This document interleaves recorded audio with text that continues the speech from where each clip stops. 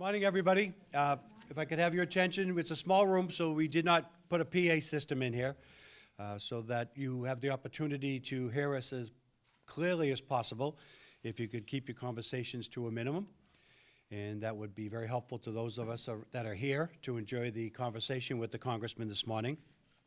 So on behalf of the Wakefield-Lynnfield Chamber of Commerce, I'd like to welcome you all here for this opportunity to speak with Congressman Moulton. My name is John Smolinski. I'm the Executive Director of the Chamber. I believe you all know that. My assistant, Francie, is out at the desk. I think you might have met her. She's been a great help to me. So if you haven't met her, please introduce yourself to her. I quickly want to acknowledge some of the board members that are in the room from the Chamber Board of Directors. Peter Rossetti, right here in front of me, Peter. Chris Barrett, the co-chair, or co-president of the Chamber. Janice Casoli, co-president of the Chamber. Suzanne Bowering, Chamber, I was going to say probably longest Chamber member, but I won't say that, Suzanne. The youngest looking Chamber member, but the longest tenured Chamber board member. Cheryl Carroll over here to my left. And, oh, Steve, you're moving around the room on me there, kiddo. And Allie Hooten back there as well. So these members of the board represent our local businesses. Oh, and Deanna. Well, I haven't seen you in person for so long, I forgot what you looked like. I'm sorry. And Deanna, of course, I'm very sorry. So these individuals are representative of our business community, and they do a wonderful job representing the community and bringing the concerns of the community to my attention and to those within the local authorities, be it Steve Mayo, our town administrator, the town council, Julie Smith-Galvin that's here. I'll introduce her in a moment. But there's been a great communication and representation within the town, and it makes it a nice working environment and an amicable working environment for the town and business community, because one cannot exist without the other. It's very important that there's a partnership and agreement that we're both working for the same thing, and that's a healthy town of Wakefield. And that's something that we strive to have and find if we're both not always seeing the same way and we meet somewhere in the middle, then we know we're doing our jobs. So that's worked out very, very well. With that being said, I'm going to move right into our agenda because we're very happy to have the Congressman here, but as you can imagine, there's a lot of demands on his time. And I'd like to begin by welcoming and introducing Julie Smith-Galvin, the chair of the Wakefield Town Council. Just wave, Julie. You don't have to get up. There we go. There we go. Make it easy on her. She's new in the job, so we're trying to break her in easy. We don't want to overwhelm her too early. Also, I'd like to welcome a good friend to the Chamber and a great leader for the town to come up and give a welcome on his behalf, and that's our town administrator, Mr. Mayo, Steve Mayo. Steve?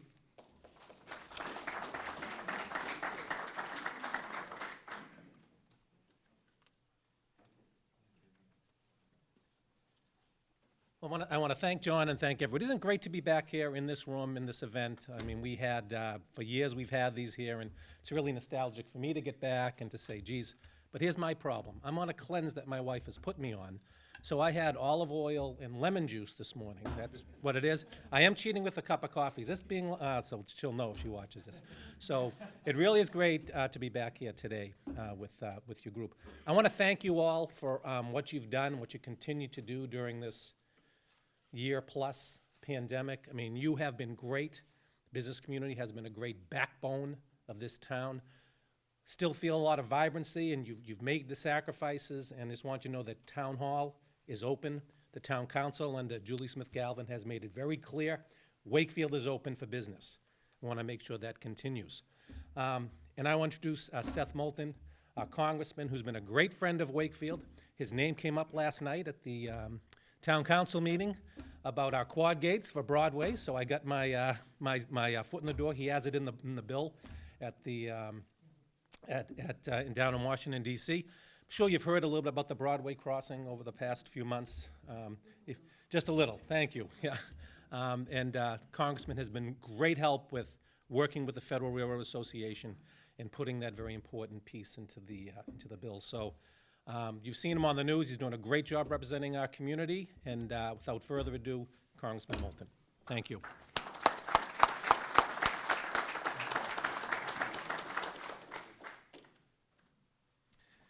All right, thank you very much for having me this morning. It's nice to be back in person. I don't know, maybe you've been doing this a lot, but this feels relatively new. I think this is my second chamber speech in person in the last year and a half. So thank you for all being here this morning, but thank you, more importantly, for the incredible work that you've done throughout the last year and a half to see us through to this point. It's a pretty small group this morning, so I'm going to just make some pretty brief remarks, and I'd love to just take your questions and see how everyone is doing, to try to understand and hear from you what's going on in the community. I don't have to tell you that COVID has been a real challenge. And for the first responders, represented here by, what's your name, sir? Rob White from Cataldo Ambulance. I mean, you've been true heroes. And you've been out there on the front lines. You know, no one, there are a lot of people in our community who said, you know, I'm not going to go to work until I get a vaccine. I'm not going to go to work until the building is ready for me or whatever else. You guys never said that. You went to work every single day, saving lives every single day, often not knowing what was going to happen. I mean, in the early days of this pandemic, none of us knew whether we were going to get a vaccine, get a cure. We didn't even know exactly how it was transmitted. We certainly didn't know what to do to cure it. And yet you guys showed up every single day. So for all the first responders out there, the firefighters, the police officers, the paramedics, the EMTs, and of course the frontline workers in our hospitals, which not only includes the doctors and nurses, but the orderlies, the people changing bedpans, the folks that we forget about way too often. They're the real heroes of this pandemic. In Washington, we tried to do some work to help them. And we tried to do some work to help everybody. We were late. We didn't always do enough. We didn't always get it exactly right. I think overall we did pretty well. There are some places where we overshot a bit. There are some places where we got money to businesses that didn't need it at the expense of businesses who did. There certainly have been a lot of casualties in the business world because of the pandemic. But we're still learning how to get it right. How many people think that the unemployment benefit has been too generous as business leaders in the... Oh, come on, that's not true. I bet there's even more hands than that. I mean, a few weeks ago, I drove by a guy in my neighborhood 4 times that day between 7 a.m. and 7:30 p.m. Who was playing cornhole with himself on a Tuesday. I'm not sure, but I bet he was ready for the weekend. Look, I mean, we had an economist from the White House come in recently and said, well, you know, the unemployment benefit probably overshot a bit on that. You don't have enough school bus drivers in Boston right now. You have the supply chains are all messed up. West restaurants can't get workers. People can't find folks to fill positions that used to be very easy to fill. The construction industry, I mean, who's tried to get an electrician or a plumber recently, right? Very, very difficult. Not only because we don't have enough people going into the trades, which is a problem I've been talking about for years, and we don't respect those jobs enough, but simply because they can't get any help. So we've got some work to do to recover here. I was talking to a restaurant owner last night who was talking about how, you know, the price of everything has doubled or tripled, not gone up 10 or 20%, but doubled or tripled because of supply chain issues. It's not that the price of beef has gone up so dramatically or the price of lobster. It's all the people in the middle who can't get help, the truck drivers, the delivery folks. And so those prices have gone up dramatically, and that obviously affects your businesses. Everyone's concerned about inflation. We know there will be some inflation. Some inflation is healthy, of course. We want some inflation. We don't want a lot. When you look at these restaurant prices, you think inflation's out of control. If you look more broadly at the economy, it's not so bad right now, but we don't know where that's going. The bottom line is that we still have a lot of work to do in Washington to get this right. And it's a very difficult environment in Washington right now. I don't need to tell you that things are incredibly contentious in politics. It's not always a rewarding time to be there, other than the fact that I think it's important to be there in the fight, to do what I can to represent you, because at the end of the day, Norman and I and everyone else on my team, we work for you. Not the other way around. We work for you. We're public servants to you, and we're your representatives in Washington, so we try to get it right. When I think big picture about where we need to go as a community and a country, I think about what we need to do in the future, the kinds of investments that we need to make to be transformative. I don't think there are many people in America today who look around and say, you know, we've got this figured out, everything's going great. And there certainly aren't a lot of people who complain about Congress doing too much. Oh, you guys need to slow down. Just getting too much done. No. A lot of people in Washington want to maintain the status quo. A lot of people in Washington are happy to do the politically easy things like cut taxes without figuring out how our grandkids are going to pay those bills. When I think about what we need to do to prepare for the future, over the past year I've been focused on 3 areas. One is the future of defense. That's a responsibility that I take as a member of the House Armed Services Committee and as a Marine veteran serving in Congress. The future of defense means that we're investing in what we need to fight the future threats, not just maintaining old, heavy, expensive legacy weapon systems that frankly don't help us in confronting China or dealing with the new challenges in places like Afghanistan. I've been very involved in the situation in Afghanistan lately because we've left a lot of people behind, and that's not acceptable. And my team and I have taken on about 3,000 cases for how to get people out. Once we get those people out, we have to think about the future. What does the future of Afghanistan look like, and how do we prevent another terrorist attack like happened on 9/11 from coming from there in the future when we have no presence? Those are challenges that we need to think about looking forward. I'm also thinking a lot right now about the future of transportation. The bill that came out of the Senate, which everyone talks about as a nice compromise because it's got a kind of moderate number, you know, Democrats wanted it here and Republicans wanted it here and they came in the middle. That's all well and good, except it invests in all the wrong things. It's basically a 1950s highway bill. That does not move us forward. There's no country in the world other than ours that still thinks you solve transportation problems by just adding lanes to highways. It doesn't work. And yet that's what the Senate is trying to do with this bill. So there's a lot of work that we still have to do on the future of transportation, on investing in transportation system that our kids and grandkids will be proud of, just like my grandparents did back in the 1950s. So that's going to be a big subject of debate today. We have a markup on the transportation bill that'll probably end at about 4 in the morning tomorrow, but we'll be considering a lot of amendments to that, and ultimately the debate that unfolds over the next 3 weeks will determine a lot about how that moves forward. Finally, I want to talk about mental health. This is something that, a subject that touches everybody in the room in some way. And yet it's something that people have been very loath to talk about for a long time. A couple years ago, I made a decision to share my own story of dealing with post-traumatic stress and became one of the first politicians to ever do that because it's meant the end of a career for many a politician who's been exposed for having mental health issues in the past. But I decided that, look, if I want to be someone that actually leads on this issue, then I got to be honest about how I've dealt with it myself. And making that decision has actually been quite transformative for me and for my team. By sharing a little bit about the struggles that I had coming back from Iraq and readjusting and dealing with some of the trauma that I had experienced, it's helped open a door for other people who are seeking help. When I shared that story, I released a 3-part mental health program. One, to establish a nationwide 3-digit mental health hotline that everyone could know and remember. How many people know the National Suicide Hotline number? 1? That's not too good.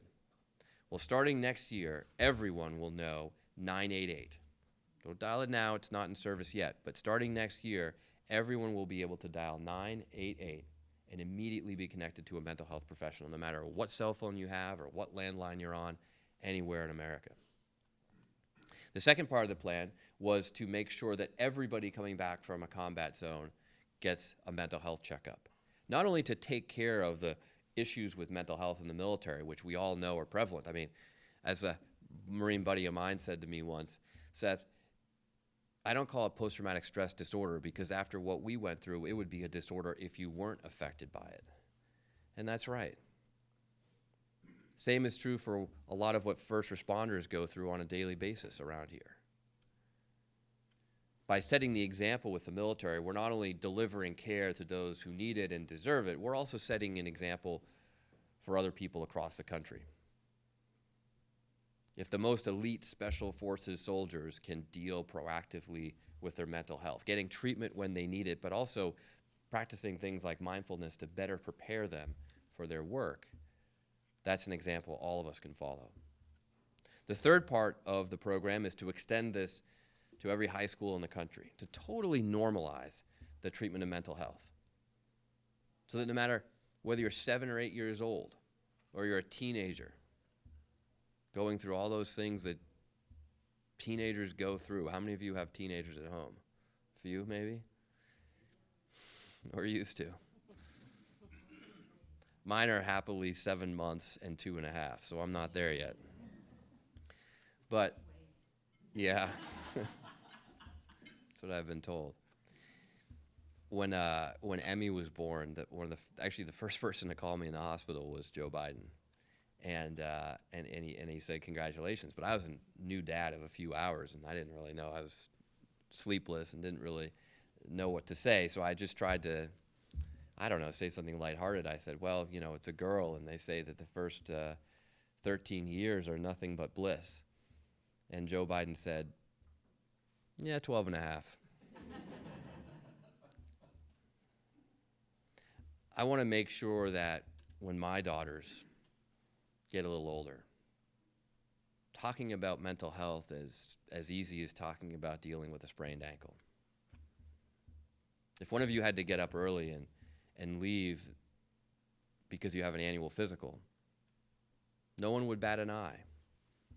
No one would run and say, oh my God, what's wrong with you? What have you just gone through? And yet, if you got up and said, I'm going to a mental health appointment, that's not, we might not say it, but that's not what we'd think.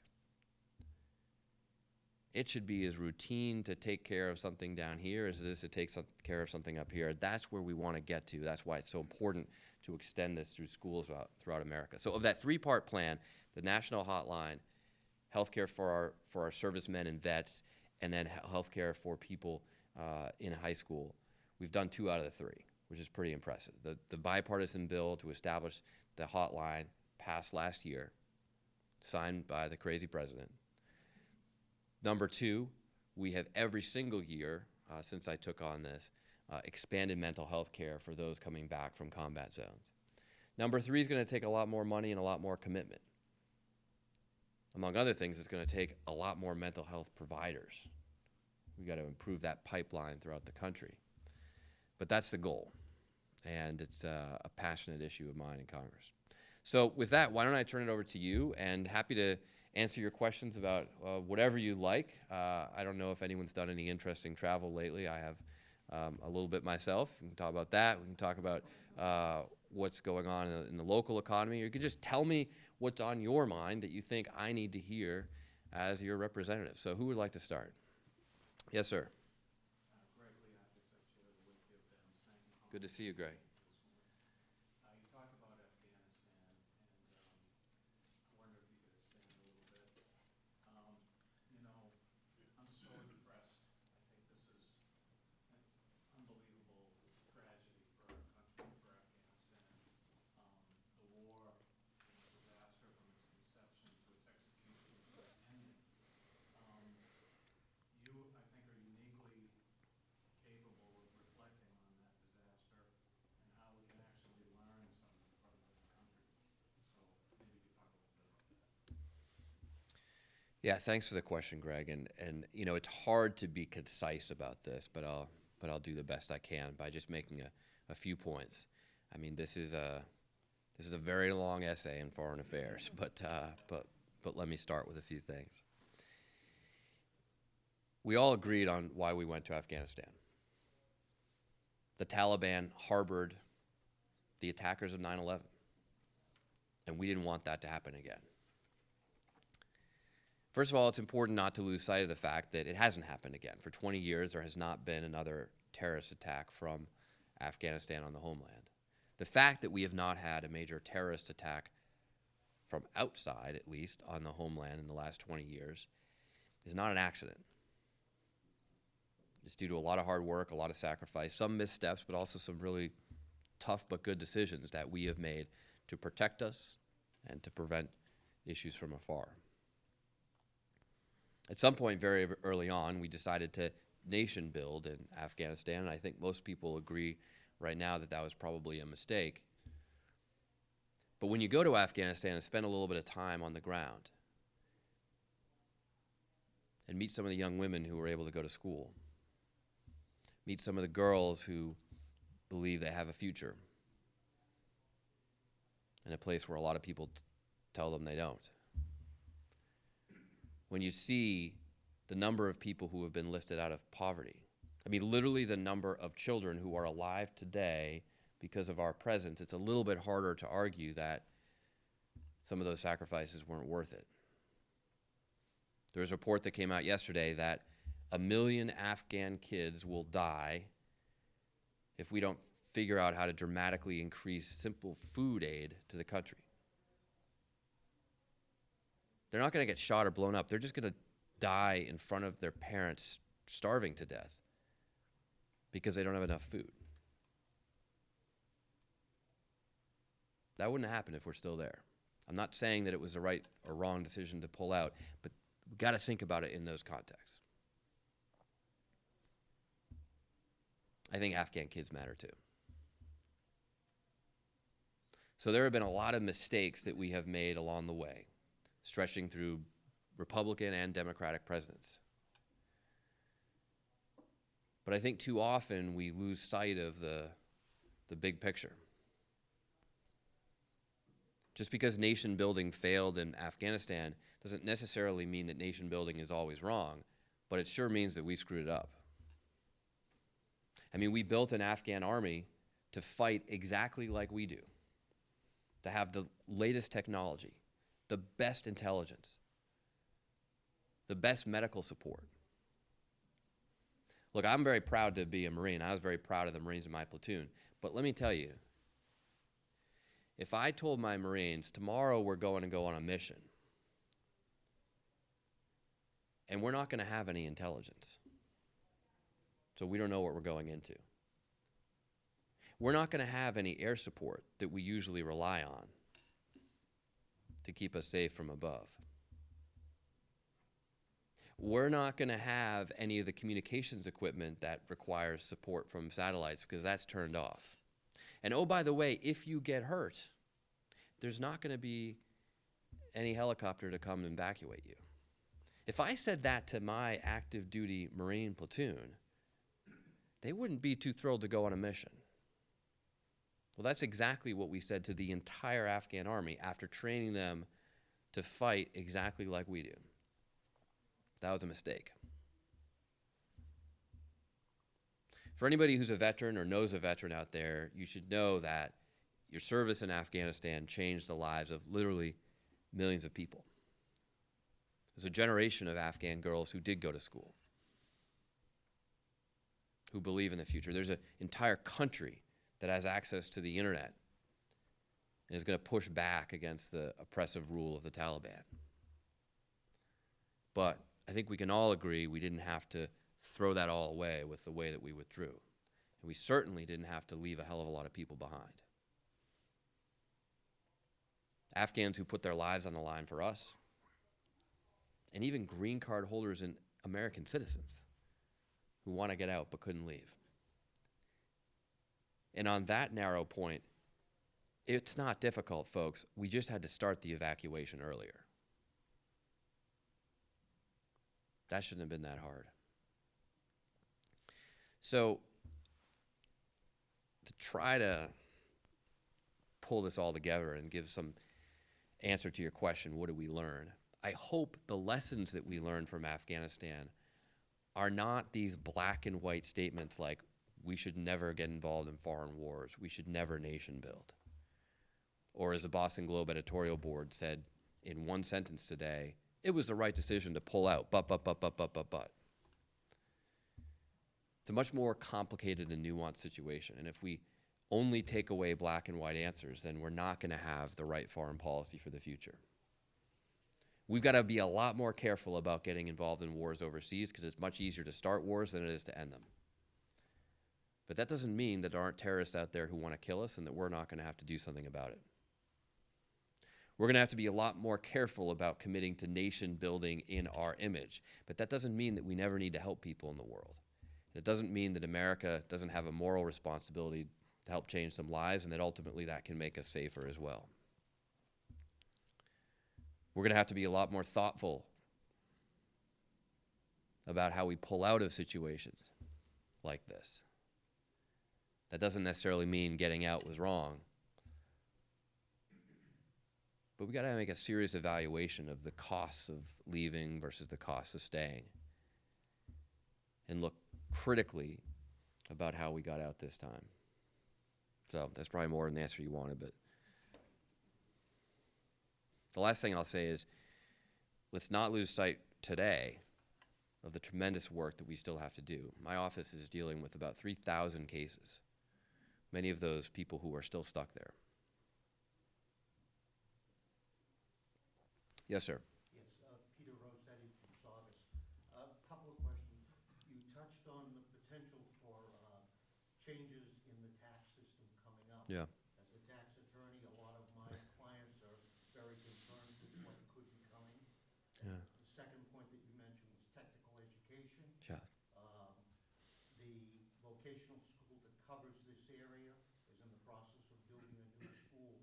Hopefully we'll get the approval for that from the cities and towns in the next few months, but would like to extend an invitation to you to come to the school and see what we have and what we're planning for the future. Look, I'll do anything I can to support it. I mean, you've seen the results of Essex Tech's renewal and rebirth. I mean, there is literally a line out the door to get into that school. And when you have the experience that I know many of you share in the room of how difficult it is to simply get an electrician or a plumber or whatnot, you realize, you know, hey, folks, like, you should probably build another school just like it right next door. So we need to do more, both at the state and the federal level, to support technical education and to show kids that they should be really proud to go there. This isn't a second choice school because, you know, they couldn't get into a top flight high school or have a pathway to college. These are really important jobs in our community, and they're increasingly difficult, technical, complicated jobs. You know, we need really good people to do them. On the first point, the tax code, I mean, look, I'm going to find out a lot more about how this is all being negotiated by the Ways and Means Committee. I don't sit on the Ways and Means Committee when I go down to Washington. I will tell you that some common sense things like increasing funding to the IRS to catch tax cheats, which actually saves all of us a lot of money and makes a hell of a lot of sense for those of us who actually do pay our taxes. You know, Mitch McConnell won't do it. And that's just, I mean, look, it's very obvious why. You know, there are a lot of very rich, powerful people out there who make a lot of money off of cheating on their taxes or save a lot of money off of cheating on their taxes, and they don't want that to change. So as a tax attorney, what I would say is if you're following the law, you don't have anything to worry about. And the reality is that most of the tax changes probably won't be as dramatic as they should be. But right now in America, our tax code has a lot of holes. We just talked about lack of enforcement, how people get away with not paying their taxes. And it's not poor folks. It's not middle class. It's the top 1%. They're the ones who have all the fancy tax attorneys, no offense to you, sir, who figure out how to get around these laws. The second piece is that there are a lot of ways in which, in a totally legal way, people don't pay taxes. I mean, you've heard this before, but it's kind of insane that Amazon doesn't pay any taxes. How many of you use Amazon? How many of you paid more taxes last year than Amazon? That's nuts. And I understand, you know, Mr. Economist 101 is going to explain why, you know, well, I get it. I get the idea. It doesn't make sense. It doesn't pass that common sense test for a big corporation that makes billions of dollars every year should pay taxes like the rest of us do. So we've got some work to do on the tax code. I think we have a lot of work to do on the tax code.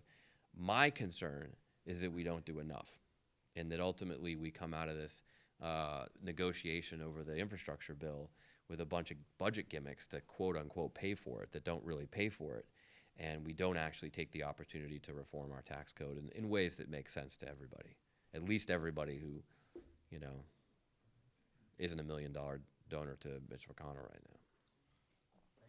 And by the way, I single out Mitch McConnell not just because he's an evil man, though he is, but because,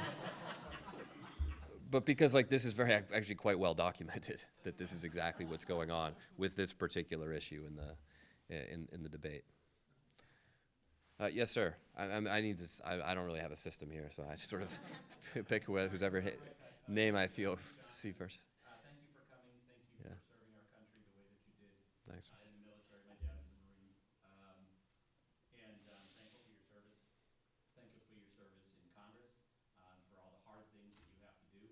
I sat here a year and a half ago with a similarly sized group and a state delegation that insisted at the beginning of the pandemic that they were going to do everything they could to see that it didn't get politicized. Hmm. And I'm thankful that that didn't happen. That said, the president just announced last week in his remarks that he was pushing for a vaccine mandate Yeah. that was going to be enforced by OSHA.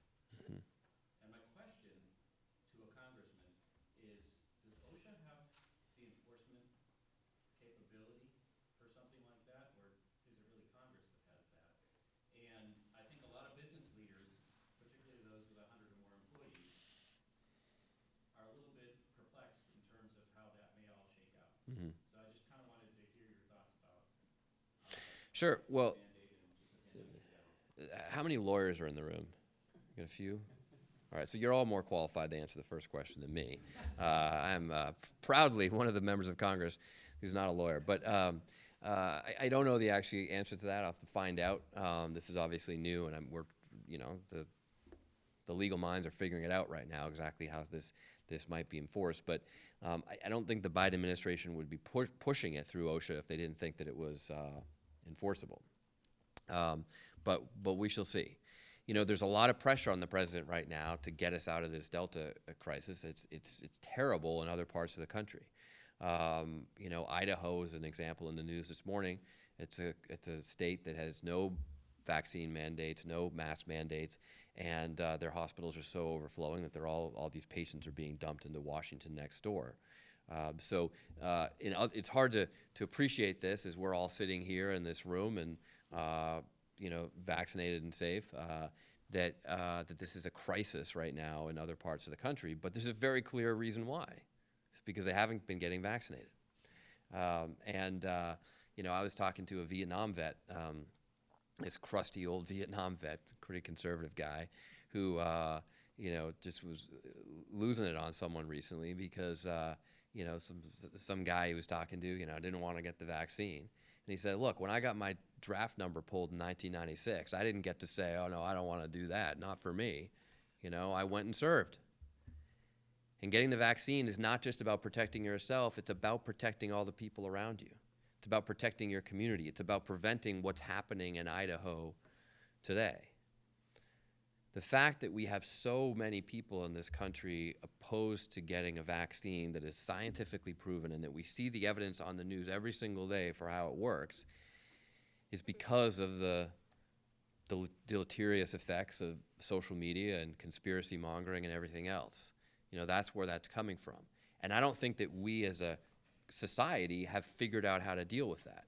Not just with the vaccine, but with a whole bunch of other problems as well. I mean, we don't need to start going into election fraud and everything else. But all of this stuff is coming from the internet. It's striking to me. I was talking to an active duty Marine recently who's struggling with the fact that if some of the guys in his platoon won't get vaccinated. And it's all the most ridiculous conspiracy theories. Like the guy who said that, you know, I'm not going to get that thing because the federal government's planning a tracking device in my arm. And it's not FDA approved.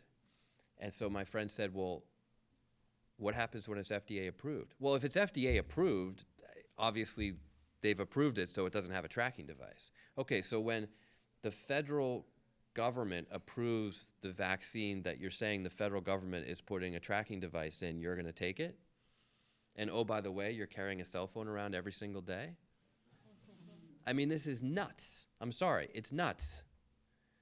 But that's what we're dealing with, and you know, I think we're all struggling to figure out how to deal with that effectively. So the administration has come to the point where they just say, look, we've tried various approaches. You know, for example, we tried going door to door and educating people. Well, that was shot down by the right because that was too invasive. Well, now we're going to try mandates. I don't have a problem with it insofar as, you know, just, 15 years ago or whatever it was when I deployed and they said you have to get the anthrax vaccine, I didn't have any issue with guys getting vaccinated. And by the way, there was way less evidence. I mean, far fewer people have gotten the anthrax vaccine. There's like 6 or 7 shots required. It's not even a shot. They literally rub a fork around in your skin. I mean, it's almost, medieval. And yet we were just like, all right, that's what we got to do. And the single difference was there weren't all these conspiracy theories on the internet, 15 years ago that there are now.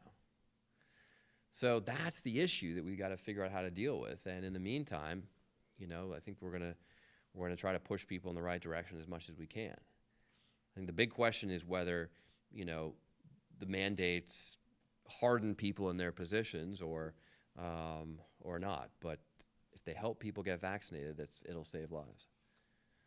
All right, who's next? Yes, ma'am. Vicki Bianchini, Done For You Handyman. I just wanted to piggyback on the trade discussion. Yeah. The trades.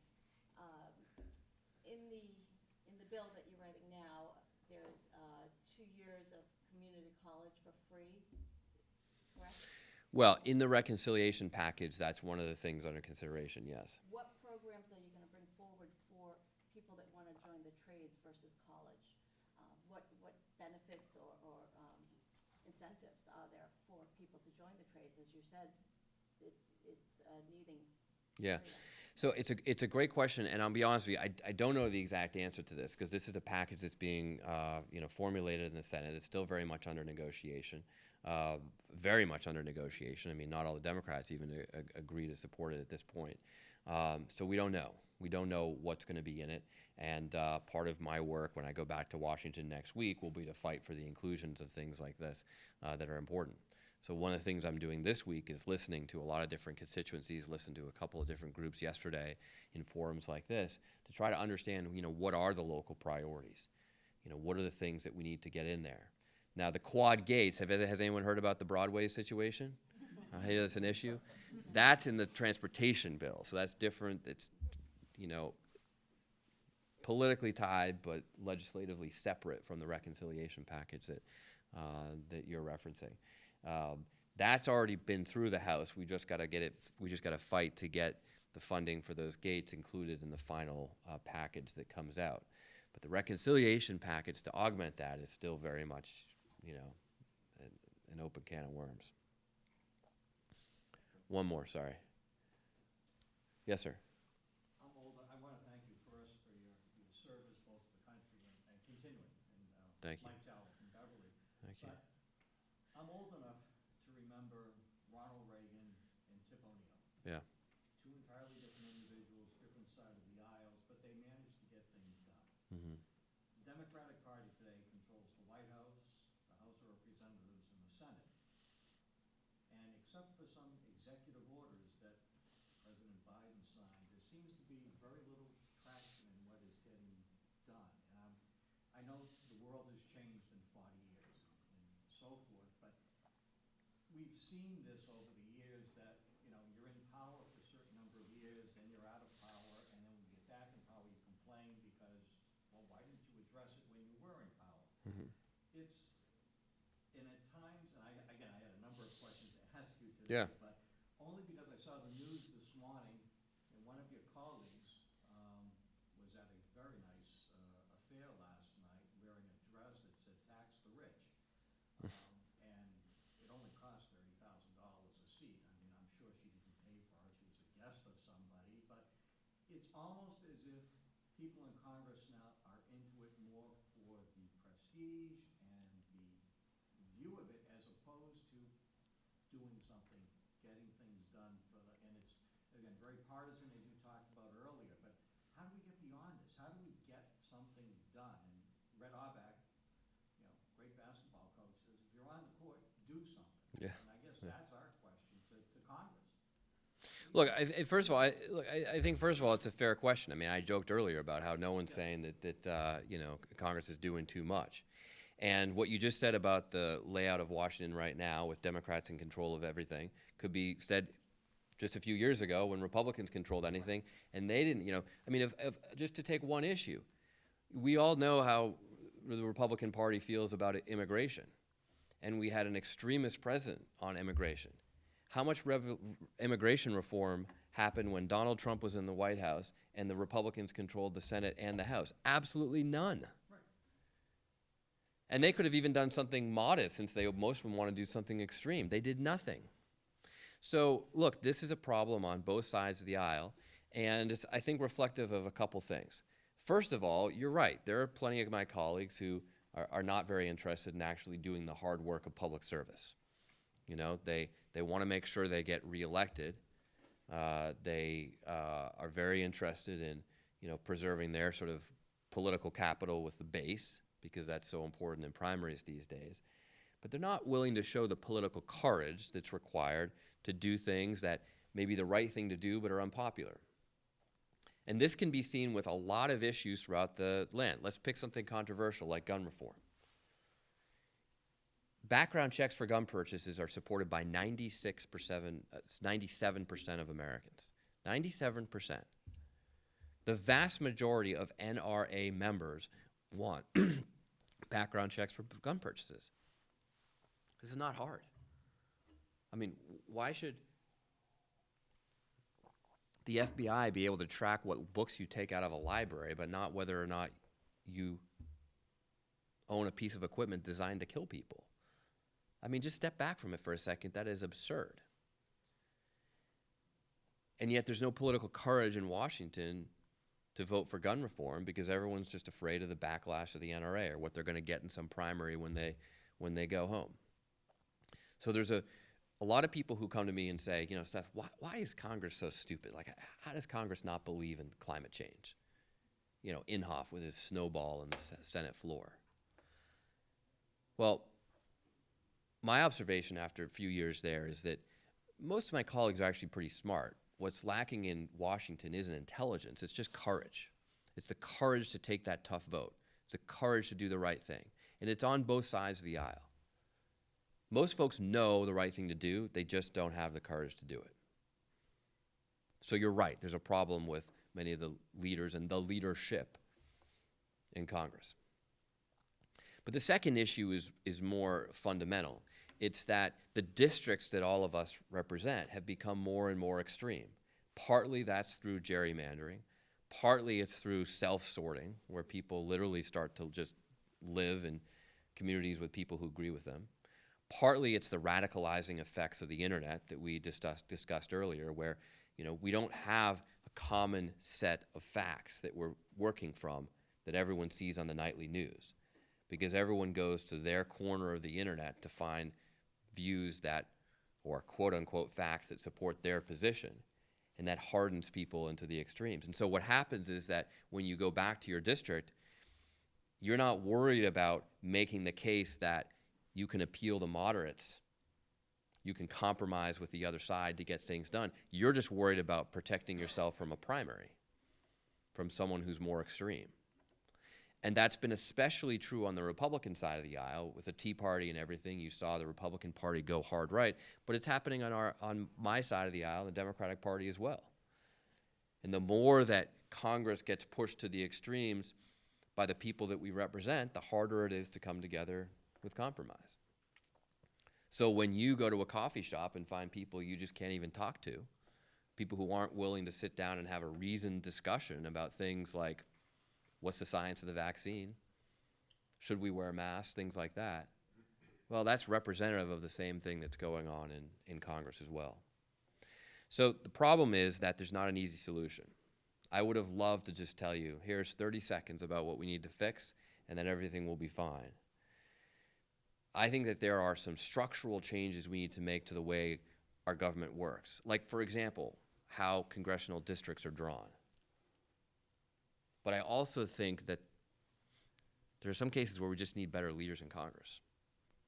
And that's why I've worked hard to try to get people who have public service backgrounds, veterans, but also not just veterans of the military, veterans of the State Department, Peace Corps, Teach for America, who have some experience with what it means to be involved in public service before they get in public office. And that's part of my political work over the past few years, is to elect more people like that to Congress, because I think they make better leaders.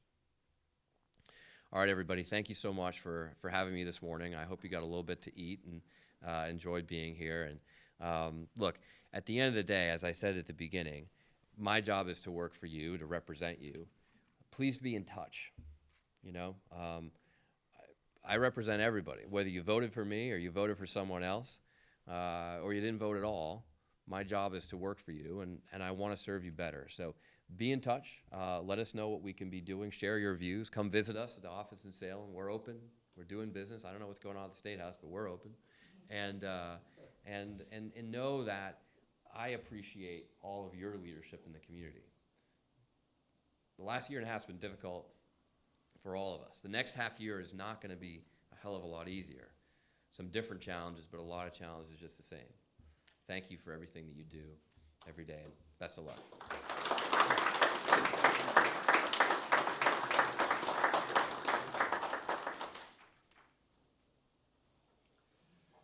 All right, everybody, well, that concludes the program. Thank you all for coming. Thank you again, Mr. Manager, Mr. Administrator Steve. Thank you for all our guests. Enjoy the rest of your day and continue to support your chamber. We need your support, and we look forward to seeing you again soon. Thank you all very, very much. Enjoy yourselves.